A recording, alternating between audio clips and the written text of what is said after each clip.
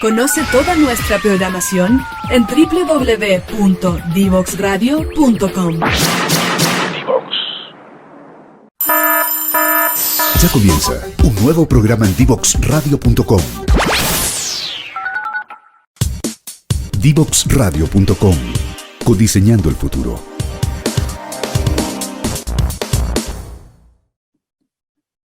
Bueno, amigos y amigas, como habíamos anunciado, estamos aquí con nuestro invitado, con Tomás Anuch.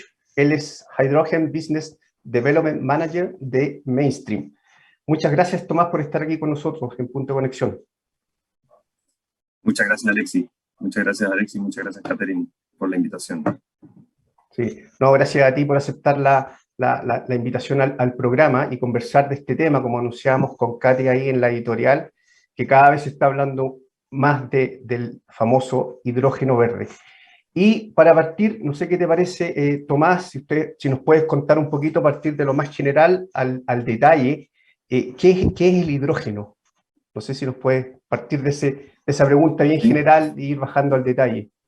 Totalmente, sí, un buen punto. Hoy en día se habla mucho del hidrógeno verde, pero hay que partir de qué es el hidrógeno. O sea, yo creo que la gran mayoría hemos visto, tanto sea en el colegio o en la universidad, el que tuvo algún ramo de química, que el hidrógeno ahí está como el primer elemento en la tabla periódica. Es el elemento químico más abundante en el universo y se encuentra en la mayoría de los compuestos de nuestro planeta, tanto a nivel orgánico como inorgánico, ¿ya? Una salvedad importante que nos va a llevar después a entrar en lo que es el hidrógeno verde es que hidrógeno puro, o sea, la molécula de H2, nunca la vamos a encontrar en un estado natural, ¿ya? Y por lo tanto hay que siempre entrar a ver maneras de producirla. Perfecto, perfecto. ¿Cuáles son las alternativas que tenemos hoy día de producir hidrógeno, ¿no?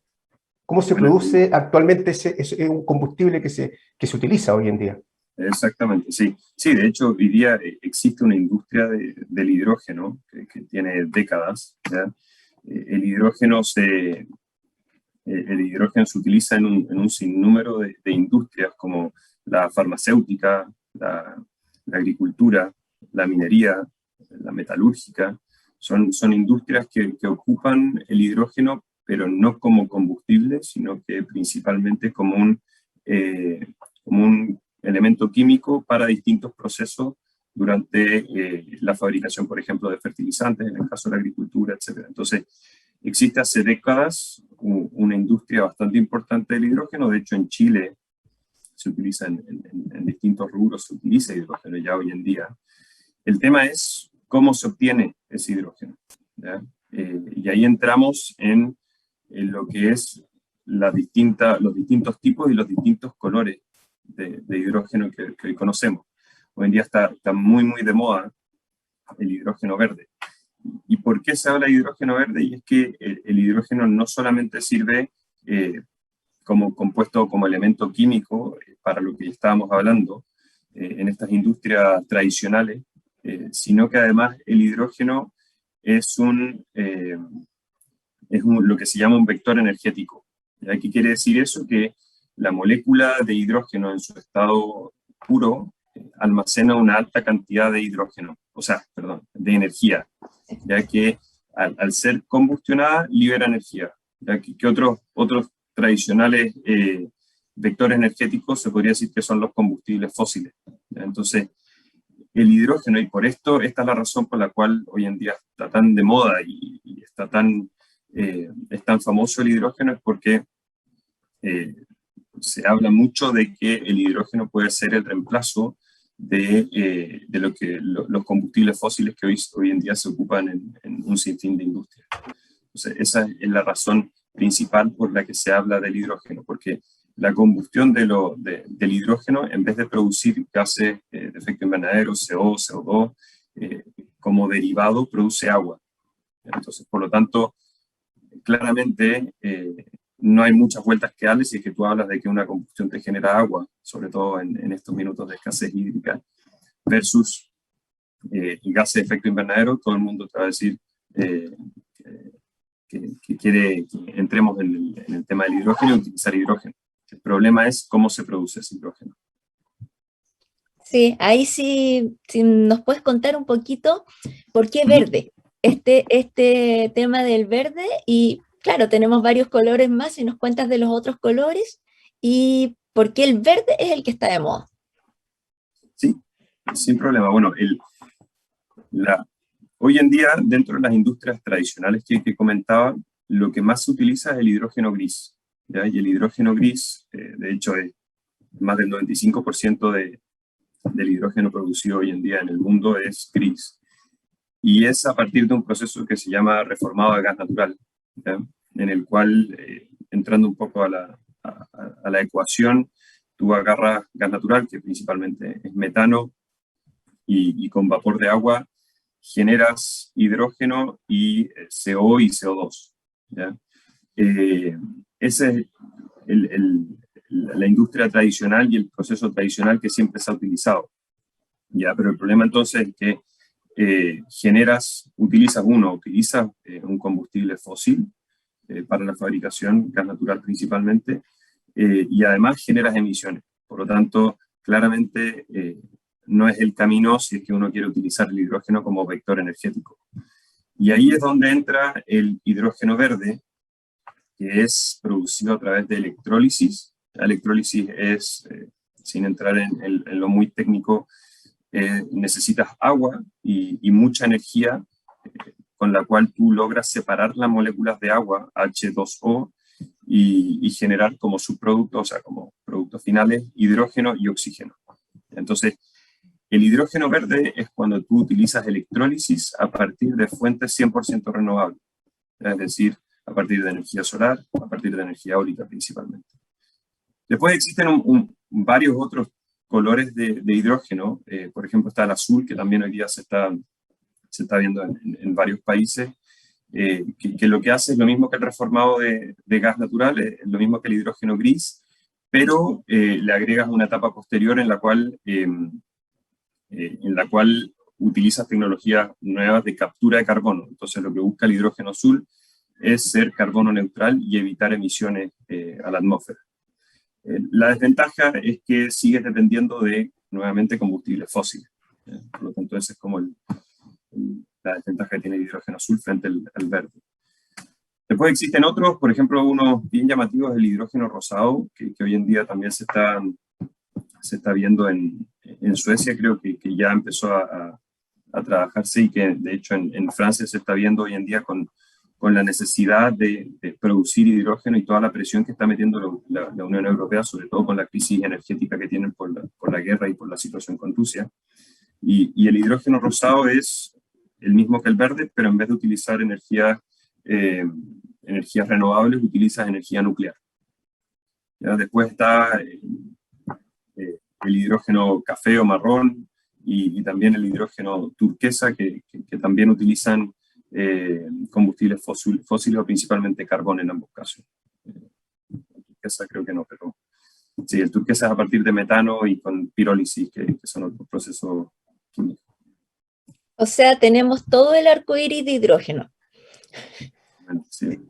Oye, para mí el rosado es nuevo, no lo había escuchado, Tomás. Yo tampoco. Yo lo había escuchado hace poco, así que Sí. me pareció interesante mencionarlo. Sí, no, muy interesante, y se escuchó, digamos, en Europa, y me imagino que por esto, respecto a la utilización de energía nuclear y a ponerle, digamos, también a incorporar la energía nuclear, hay algunos que hablaban de incluso ponerle el sello verde, digamos, cosa, digamos, de tal manera de poder incorporarla dentro de las matrices, al menos en Europa. Oye, súper interesante esto. Tomás, me queda una duda ahí, bueno, respecto al proceso que llamabas tú de hidrógeno verde. Eso quiere decir, aparte de fuentes renovables, también requieres agua para el proceso, ¿cierto? Para poder separar la molécula de agua, obviamente necesitas agua, digamos, ¿cierto? Sí. ¿Cierto? ¿Eso le pone alguna restricción al proceso, digamos? ¿Qué tipo de agua? Bueno, ¿De dónde obtienes el agua? Sí, digamos? necesitas agua, y en general para el proceso de la electrólisis necesitas agua, ni siquiera agua desalada normal, como para proceso minero, sino que necesitas agua desmineralizada súper pura. Entonces, sí le pones una restricción al proceso, porque necesitas obtener agua, principalmente lo que se está viendo en Chile, sobre todo dada la crisis hídrica que tenemos como país, y en general se está viendo a nivel mundial en los principales focos donde se están desarrollando este tipo de proyectos o megaproyectos, es que se va a utilizar agua desalada, ¿ya? Dentro de estos proyectos que usualmente son megaproyectos, sobre todo, si estos megaproyectos en general, a nivel de costos, el desalar no implica un impacto muy grande sobre el proyecto.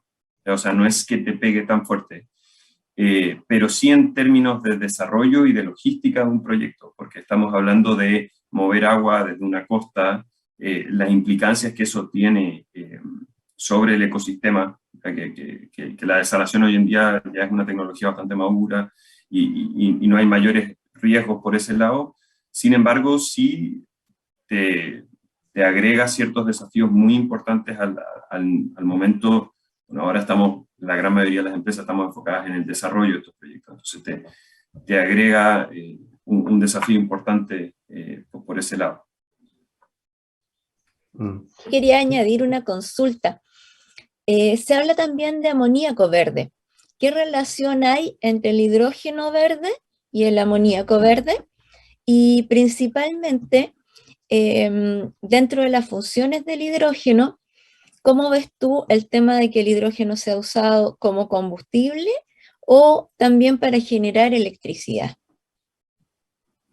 Sí, mira, el tema del amoníaco es súper importante y hoy en día está muy de moda. De hecho, yendo un poco a nuestra empresa Mainstream, nosotros el principal proyecto que estamos desarrollando en este minuto es un proyecto de amoníaco verde, ¿ya? ¿Cuál es la razón por la que está entrando muy fuerte el amoníaco verde o también los e-fuels? ¿Ya? Porque hay muchos otros proyectos que buscan estos derivados del hidrógeno verde, ¿ya? Y hay un par de razones. Yo creo que las principales son la dificultad que hoy en día existe para el almacenamiento y el transporte de larga distancia del hidrógeno verde, ¿ya? Porque el hidrógeno es el gas más ligero que existe. Entonces, aún yo creo que es muy temprano para hablar de proyectos a muy gran escala que van a transportar hidrógeno verde, eso por un lado. Y por otro lado, porque todavía tampoco, y es bastante curioso e interesante ver cómo en esta industria se están desarrollando los dos brazos de la industria en paralelo. O sea, tú tienes por un lado, donde nosotros trabajamos, que es la rama de la oferta del producto. O sea, nosotros estamos desarrollando proyectos para poder ofrecer hidrógeno o estos carriers como el amoníaco o e-fuels. Y por otro lado ves también una industria súper fuerte que está tratando de crecer en la demanda de estos combustibles, como es la aeronáutica, como es el transporte, como es la minería pesada, todas estas industrias que están tratando de desarrollar y convertir sus tecnologías actuales a tecnologías de hidrógeno o de otros combustibles como el amoníaco que mencionaba. La ventaja que tiene el amoníaco, creo yo, es que hoy en día ya existe la tecnología para el transporte, para el manejo y para el uso del amoníaco como combustible.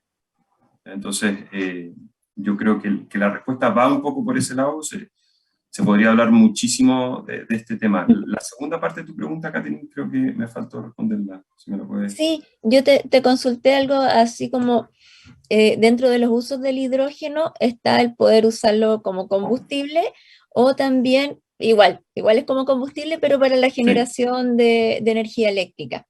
Sí, totalmente. De hecho, hay algunos papers que te muestran que se espera, a ver, todo esto es en base a estudios y lo que se cree que va a pasar, pero no hay nada por sentado, pero se cree que más del 50, cercano al 60% del hidrógeno que se produzca va a ser utilizado en industrias como para la generación de calor, es decir, como combustible, ¿ya? Industrias que son intensivas, por ejemplo, como la industria manufacturera, minera, etc. Y por otro lado, está el otro uso, que no lleva a la combustión, sino que lleva a la electricidad, que es utilizar pilas de hidrógeno, o pilas de combustible que son finalmente muy similares a lo que se hace con la electrólisis, en la que tú inyectas energía para generar hidrógeno. Bueno, las pilas hacen el mismo proceso de manera inversa, con hidrógeno, y generando la reacción, obviamente, y con oxígeno generas agua y se libera el flujo eléctrico. Entonces, existen estas dos posibles caminos que sí o sí van a utilizarse en paralelo, creo yo, y a nivel de electricidad sí o sí va a ser utilizado, pero probablemente en menor medida que como combustión y como fuente de calor. ¿Ya? Sí va a ser, sí es un elemento que te va a servir como almacenamiento de energía para un sistema de backup eléctrico. Eso sí o sí va a ser así, creo yo. Pero eso. Tomás, y una última pregunta antes de ir a la segunda pausa. Respecto del amoníaco, no el amoníaco verde, digamos, sino el amoníaco normal, ¿cuál es, desde el punto de vista de Chile, la demanda interna? ¿Hoy día se utiliza en procesos actualmente? Sí. Hoy se utiliza, mira, no sabría decirte la cifra, tampoco es como en este minuto mi rubro, pero sí existe el amoníaco es como un fertilizante y se ocupa para el desarrollo de fertilizantes, sobre todo hoy en día que está el drama, hay un drama a nivel mundial, sobre todo generado por este tema de la guerra, en que hay una escasez de fertilizantes gigantesco. Bueno, el amoníaco es uno de los productos, y es un fertilizante en sí, muy demandado dentro de distintas industrias, dentro de las cuales está el rubro agrícola. Sí, no, perfecto, no, súper interesante. Mira, vamos a hacer, Catherine, la segunda pausa musical y de ahí hacemos el link a lo que mencionaba Tomás, hacia la demanda interna, ¿ya? Muy interesante cómo esto se mueve al tema de electromovilidad, la industria minera, que también se está hablando bastante, y también si nos puedes contar, ya nos adelantaste un poco alguna iniciativa que están haciendo en Mainstream en particular. Así que vamos, Tomás, te invito a la segunda pausa musical y estamos de vuelta en el segundo bloque de conversación. Divoxradio.com, codiseñando el futuro.